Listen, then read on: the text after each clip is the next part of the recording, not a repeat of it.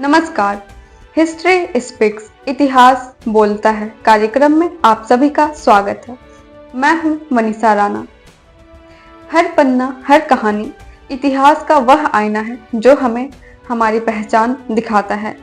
इसी के साथ चलिए जानते हैं 12 जनवरी के महत्वपूर्ण इतिहास के बारे में। आज के ही दिन 12 जनवरी को वर्ष 708 में शाहू को मराठा शासक बनाया गया था।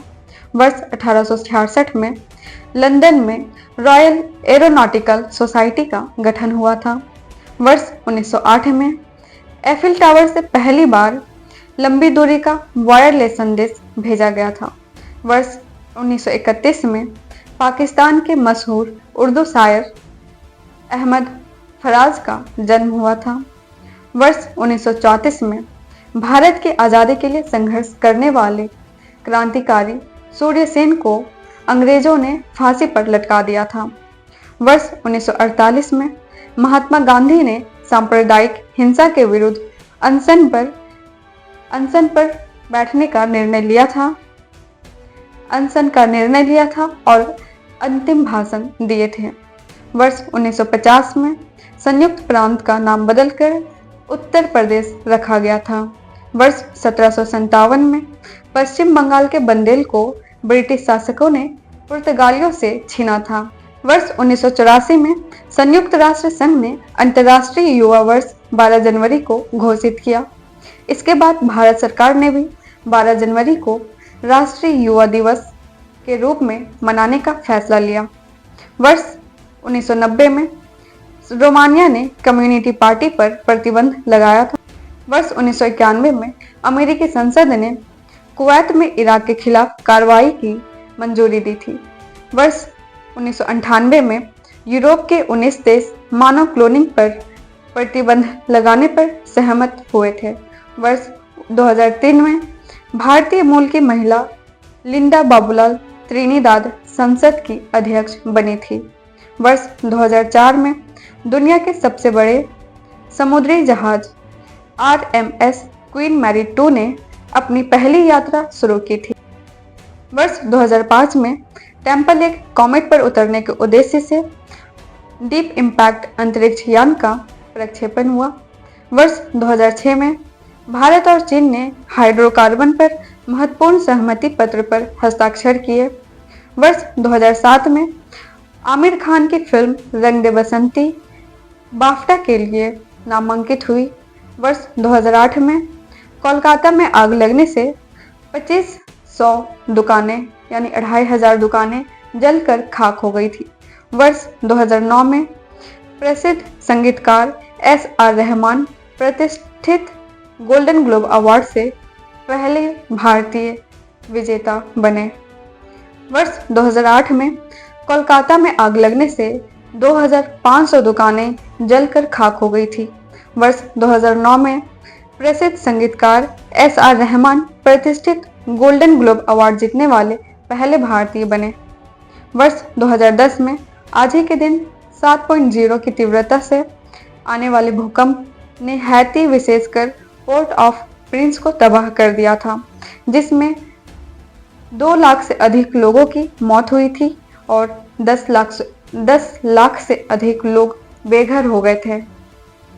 इस दौरान अंतर्राष्ट्रीय स्तर पर राहत की सेवाएं का संचालन शुरू किया गया था।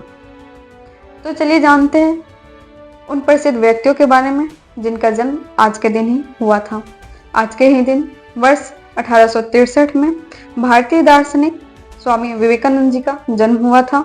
वर्ष 1869 में स्वतंत्रता सेनानी और शिक्षा शास्त्री भगवान दास का जन्म हुआ था। वर्ष 1886 में महिला क्रांतिकारी नेली सेनगुप्ता का जन्म हुआ था। वर्ष 1899 में भारतीय गणितज्ञ बद्रीनाथ प्रसाद का जन्म हुआ था। वर्ष 1901 में स्वतंत्रता सेनानी उमाशंकर दीक्षित का जन्म हुआ था। वर्ष 1917 में भारतीय अध्यात्मवादी महर्षि महेश योगी का जन्म हुआ था। वर्ष 1964 में भारतीय राजनीतिज्ञ अजय मानक का जन्म हुआ।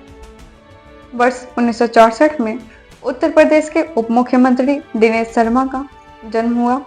वर्ष 1972 में पूर्व प्रधानमंत्री राजीव गांधी की बेटी प्रियंका गांधी का जन्म हुआ। आज के दिन हुए निधन पर एक नजर डाल लेते हैं और उन प्रसिद्ध व्यक्तियों को याद करते हैं। आज के ही दिन वर्ष 1924 में पश्चिम बंगाल के स्वतंत्रता सेनानी गोपीनाथ साहा का निधन हुआ। वर्ष 1934 में स्वतंत्रता सेनानी सूर्य सेन का निधन हुआ था।